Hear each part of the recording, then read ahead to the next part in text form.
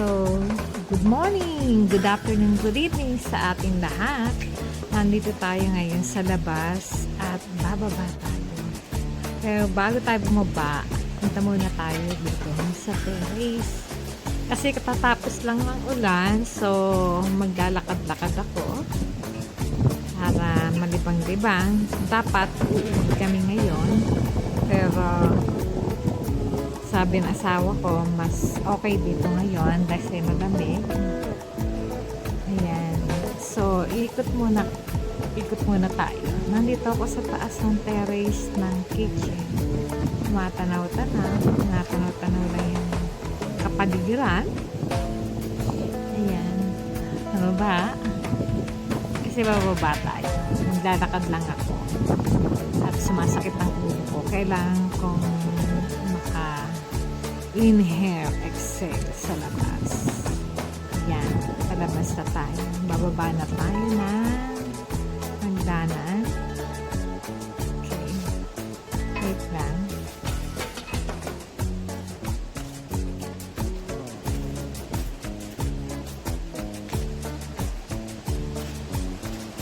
Ayan, pababa na tayo. Ito sa kabilang side ng bahay.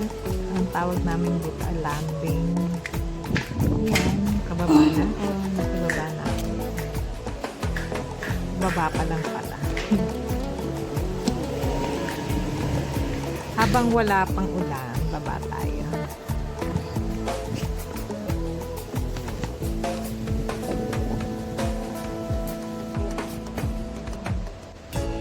Ayun, parang may nakita ako. Si Sai yata. Ano?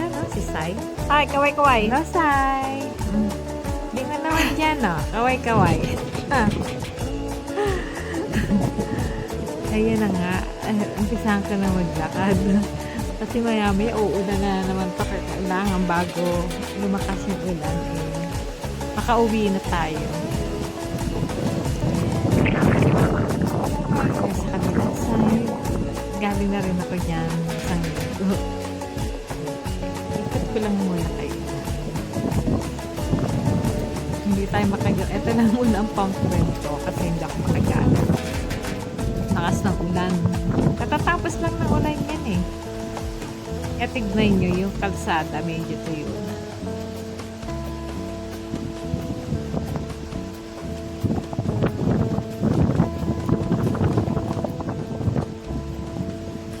Kaya nga pala, nang ine-edit ko to, kasalukuyan ang lakas ng ulan dito sa labas. Hindi ko lang kung maririnig dito sa nire-record ko. Tingin muna tayo sa dagat. Ayan, tignan natin yung situation sa dagat. Napakalakas ng alon ng dagat. Ayan. Dito yan sa taas. Yung sa baba niya, ayan yung beach natin. Sinum ko para makita. Yan ang tanawin mula sa bintana namin. Lakad-lakad muna.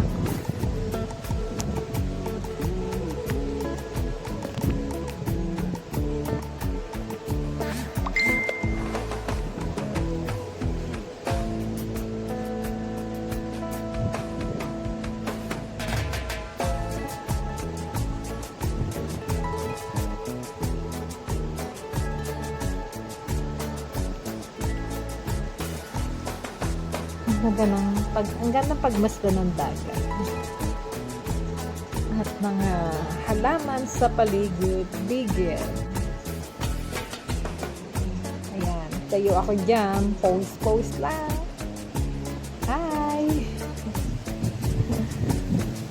Pose lang muna tayo, hanggang ganyan lang muna tayo. At hindi tayo makababa, makapag-edit, hindi tayo makakuha ng picture, hindi tayo makagala. Kasi nga bakas ng ulan. Sinamantala ko lang niyang pag-stop ng ulan kasi wala akong plan para bukas. Yan na ang aking friend. Parang ngayon. Ibig ko sabihin parang ngayon. Ngayon ko ine-edit. Yan, para ngayon yan. Hindi na ako nagsasalita. Ina-voice over ko na lang. Balik ulit tayo sa tanaw. Pasensya na kayo.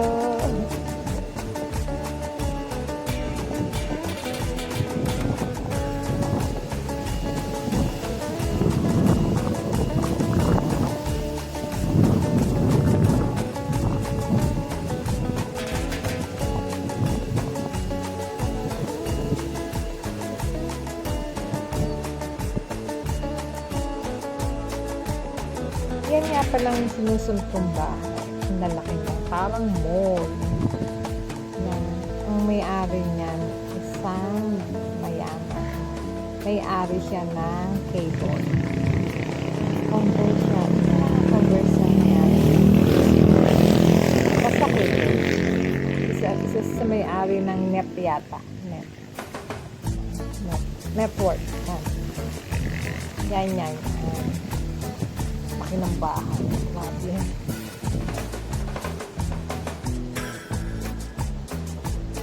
Yung dagat, parang nakasang-ari.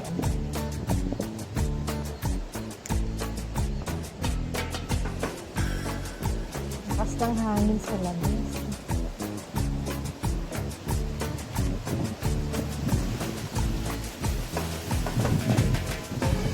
Ito lang muna ang aking ito lang ngayon.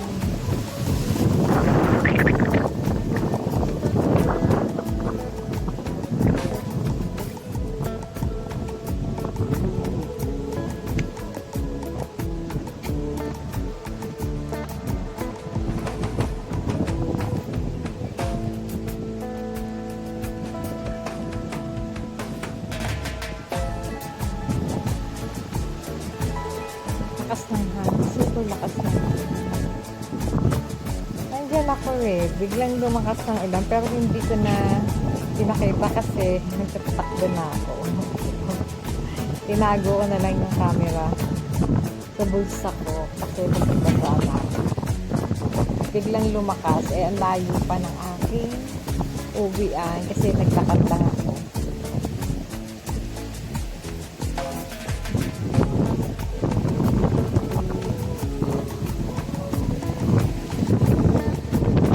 Lakas ng hangin.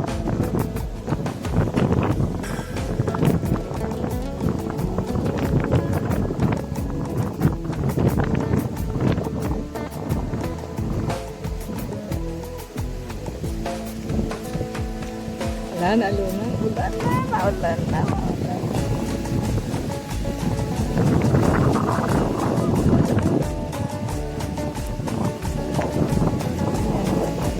Kita ko na nga yung tatak-tatak.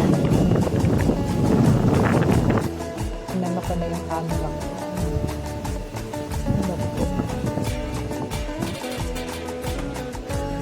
Ayan, nandito na kasi inap ko na yun tapos umuwi na ako. Ayan, nasa harap na sa akin yung bahay. Tapos kahit paano may nagsisili na ako. Patak pa lang. Pero basa na yung mga pagkain. Ayan.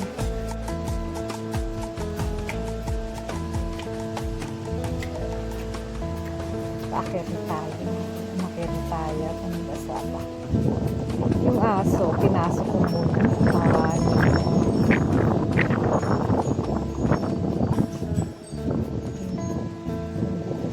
Yung puno ng tubig ng swimming pool.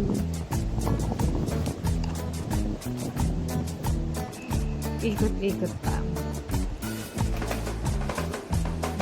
Hindi pa nga kami ganong nakakawalis. Ito yung mga orchids ko. Ang dami na nilang bulaklak. Yung orchids na yan, ilang taon na yan? Siguro may 4 years o 3 years na siya. Binili ko yan sa Laguna. Una binili ko 10 piraso o 12 yata. Tapos, nung dumami na siya, hiniwahiwalay ko na siya. Nung hiniwahiwalay ko, ayan na, dumami na siya. Nakapagtanim pa nga ako sa 10. Nagmuha kami ng kakapitan ng orchids. Hindi mo napadami ko siya. Ayan. Iba maliliit pa nga.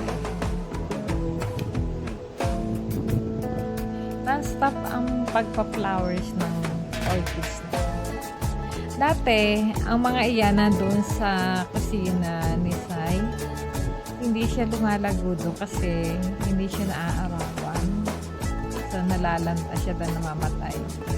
Naninilaw yung mga dahon niya. So, ginawa ko, nilabas ko. Nilagay ko dito. At least dyan, medyo may ara. Saka parang masaya sila dyan. Kasi non-stop ang pagpa-flowers nila dyan. Kaya tutuwa ako kasi dumami sila. Ang dami na nila. Yung flowers yung ilang araw na yan, kaya malapit na siya malanta. Yung iba, namumulagad parang bubot pa. Kagaya neto, bubot pa. Pero yellow yan, yellow orchid. Ito, ibang variety naman siya. Halika baba tayo. Ang dumi ng punan. Hindi makapaglinis ka kasi may sobrang ulan.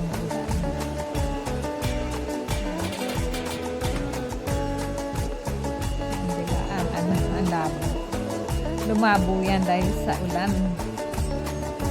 So, kung lilinisin mo yan ngayon, sayang lang kasi ng ulan. Kapatapos ng ulan, saka na lang paglilinis. Dapat kanina, sabi ko linisin ko. Puno.